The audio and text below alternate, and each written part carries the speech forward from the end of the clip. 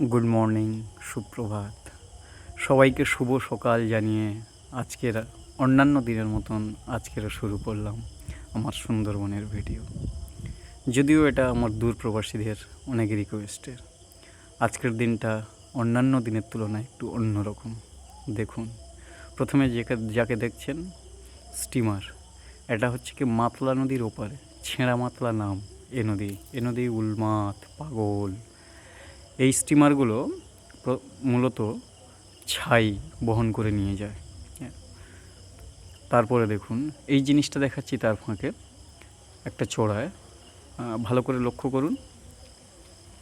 এই যে মাছের ঝাঁক ছোটো ছোটো, ভালো করে লক্ষ্য করলেই দেখতে পাবেন ছোটো ছোটো মাছের ঝাঁক এই যে চড়ছে, এগুলো বোগো মাছ বলা হয়। আপনারা কী নামে, বিভিন্ন জায়গায় বিভিন্ন রকম নাম, আপনারা অন্য নামে হয়তো চিনতে পারেন। এ টাইমে নদী বন্ধ থাকায় এই ছোট মিন বা ছোট মাছগুলো বড় হতে সাহায্য হয় এদের বাস্তুতন্ত্রে, এদের জীবন জীবিকাতে। এরা একদম নিজেদের সচ্ছল মতন ঘুরে বেড়ায় তার মা বাবার সঙ্গে। তারপরে আর একটা দেখুন, এই যে একটা বড় মাছ, এটা হলো নদীর সাপ বা জঙ্গলের সাপ, জঙ্গলি সাপ বলে। এ সাপের নাম আমি মূলত জানি না, তবে এই সাপটা যে বড় মাছটা ধরেছে ওই মাছটা হলো ডাগরোল মাছ। ওর থেকে মানে ও খেতে পারবে না, ওর মুখের থেকে বড়, তাও ও চেষ্টা করেই যাচ্ছে।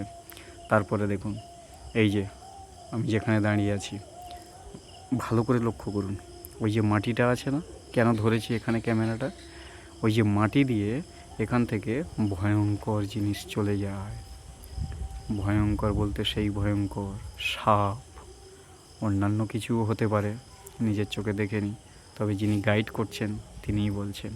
আর এই যে জিনিসটা দেখছেন, এটা হলো বোকরার জঙ্গল, যেখানে ওই বাবুমশাই অর্থাৎ বাঘ মামা বিশ্রাম করে, একদম নিশ্চিন্তায় নিদ্রাতে যান। এটা হলো সেই বোকরার জঙ্গল। আপনারা বোকরার মধু, বোকরার জঙ্গল শুনেছেন, আপনাদের দেখালাম। এই নিচটা কাঁটা থাকে ওখানেই।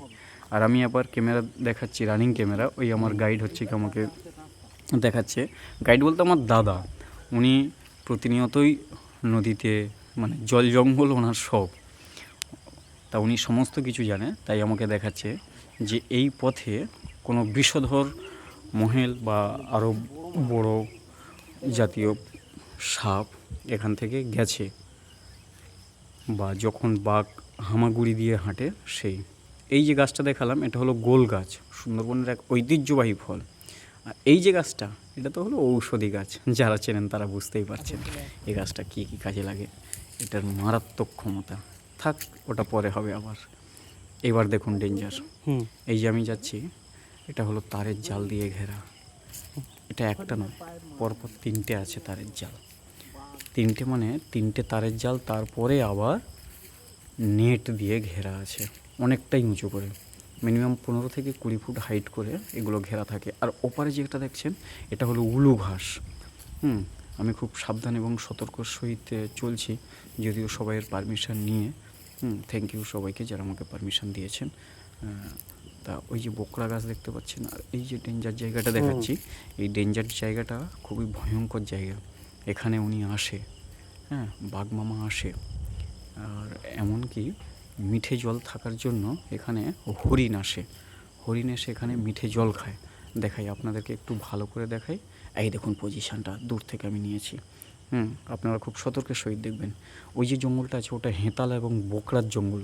ওই জঙ্গলে উনি থাকে, ঘাপটি মেরে চুপ করে কোথায় যে ছলি পেতে বসে থাকে আমরা কেউ জানি না। কিন্তু যখন এই মাঠে একটু মিঠে জল খাওয়ার জন্য হরিণ আসে, তখন ও হচ্ছে কি ওই যে টার্গেট করেছিল, তখন ওকে অ্যাটাক করে, মানে হরিণটাকে শিকার করে। আর এই মাঠে যখন নিস্তব্ধ, যখন কিছু থাকে না, তখন ও বাবু একাও ঘুরতে দেখা যায় অনেক সময়। এরপর দেখুন, এই যে রাস্তাতে, এই যে দেখাচ্ছি আপনার যে গর্তটা দেখালাম, এটা হলো সেই জঙ্গলের বিষধর সাপ। এই দেখুন, খুব সৌভাগ্যক্রমে একটা পেয়ে গেছি। এই যে গর্তে, আপনারা হয়তো বিশ্বাস করবেন না, গর্তে দেখেছেন যে খোলস ছেড়েছে, মানে ওর এটা ছেড়ে দিয়েছে, এখানে বিষধর সাপ থাকে। আমরা যাচ্ছি পুরো একদম কোর এরিয়াতে, যেখানে খুব রিকোয়েস্টের সহিত পারমিশন নিয়ে। আর এই যে গর্তগুলো, এই যে ছবিটা দেখাচ্ছি আপনাদেরকে শেয়ার করছি, এটা হলো ওই মহেল সাপ বলুন বা জঙ্গলের আরও অন্যান্য বড় বড় সাপ। এই যে গর্তটা দেখতে পাচ্ছেন, গর্তের পরিমাণটা দেখুন এবং গর্তের মুখটা দেখুন কতটা তেলতেলে হয়ে গেছে, তৈলাক্ত ভাব, মানে কন্টিনিউ ওখানে যাতায়াত যাতায়াত যাতায়াত। ঠিক আছে, এত বড় একটা গর্ত, এত মোটা এবং এত বড়, তাহলে ভাবতে পারছেন যে ওখানে কী ধরনের জিনিসটা থাকতে পারে, তার ফিগারটা কত বড় হতে পারে। এটা হচ্ছে কি আর একটা সাইড দেখাচ্ছি। এটা দেখুন, দেখতে পাচ্ছেন পরপর 3টে জাল আছে, 3টে জাল দিয়ে প্রোটেকশান। তারপরে একটা ছোট্ট ক্যানেল আছে, উলু ঘাসের বন, আবার জাল দিয়ে ঘেরা, মানে 3টে-4টে করে প্রোটেকশান। ফার্স্ট প্রোটেকশানে 3খানা নেট। এই দেখুন, আপনাদেরকে একটা স্ট্রেট ছবি দেখায়, স্টিল ছবি। এই দেখতে পাচ্ছেন কতটা উঁচু করে কাঁটা তারের জাল দেওয়া। এটার পরে একটা ছোট খাল আছে, খালটাতে জল থাকে, তারপরেও আবার হচ্ছে এরকম জল দেওয়া তার দিয়ে ঘেরা। হ্যাঁ, এই পজিশানে এক সাইড ফাঁকা আছে পরিষ্কার, একটু দেখাই। হ্যাঁ, এই যে জায়গাটা আছে, এখানে জঙ্গলের ওই যে হরিণ আছে, হরিণদেরকে ছোলা দেওয়া হয়, দিলে ওদেরও তো খিদে পায় সব সময়, তো ওরাও আর মানে চলে না ওদের, কত আর বনের ঘাস পাতা খেয়ে থাকবে। এখানে ছোলা দিলে ওরা খেতে আসে। এখানে ছোলা দেওয়া হয়। তারপরে আর একটা দেখাই, খুলি দেওয়া আছে। এই যে খুলিটা, এই যে পাইপ দিয়ে করা আছে, এখানে হচ্ছে কি মিঠে জল দেওয়া হয়, কলের জল। ওরা জল খায়, ছোলা খায়, লবণ দিতে হয়। হ্যাঁ, কখনো আবার ওই যে গুড় ভেলি বলি, হ্যাঁ, তাদেরকে দিতে হয়। ওদেরকে তো ট্রিটমেন্ট করতে হয়, জঙ্গলের পশু পাখিদের, ওদেরও তো ট্রিটমেন্টের প্রয়োজন। এই যে পথটা দেখাচ্ছি দেখুন, এই যে উলু ঘাস, এই যে ছোট খালটা বললাম, খালটা শুকিয়ে গেছে, আমাকে দেখাচ্ছে এখন। একটু ভালো করে দেখুন, বোকরার জঙ্গল, খুব ডেঞ্জার জায়গা আমিতে আছি, খুব সাবধানের সহিত আপনাদেরকে দেখাচ্ছি। হ্যাঁ, আপনারাও একটু চেষ্টা করুন, আমি এই বিপদের মধ্যে থেকে আপনাদের সামনে যেভাবে করছি, আপনারাও চেষ্টা করুন আমার এই ভিডিও আমার দূরপ্রবাসী থেকে আরও একটু দূরপ্রবাসীতে চলে যাক। হ্যাঁ, সবাই দেখুক, সবাইকে দেখার সাহায্য করে দাও। এই যে যেগুলো বেআইনি নৌকা বা বাংলাদেশের সেগুলোকে এইভাবে গ্যারেজ করে দেওয়া হয়। আমাদের ফরেস্টার অফিস অর্থাৎ রেঞ্জার অফিসার খুবই ভালো এবং খুবই সতর্ক সহিত ওনারা আমাদের প্রহরী, খুব সুন্দরবনকে খুবইভাবে সুন্দরভাবে প্রোটেক্ট করছে। সমস্ত বেআইনি বোটগুলোকে ওখানে গ্যারেজ করে দেয়।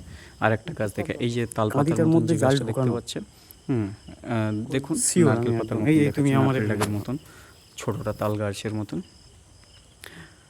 ওটা গোল ফল। ওগুলো শেষ করলাম, তারপরে দেখাচ্ছি। দেখো এই যে নদীটা, এটা হলো মাতলা, ছেঁড়া মাতলা, তারপরে বিদ্যাধরী নদী। ওই যে দূরে সাগরের মোহনা, ওই বিদ্যাধরী নদী থেকে আমরা চলে যাব আমাদের ঠিকানা পরের ভিডিওতে। তাহলে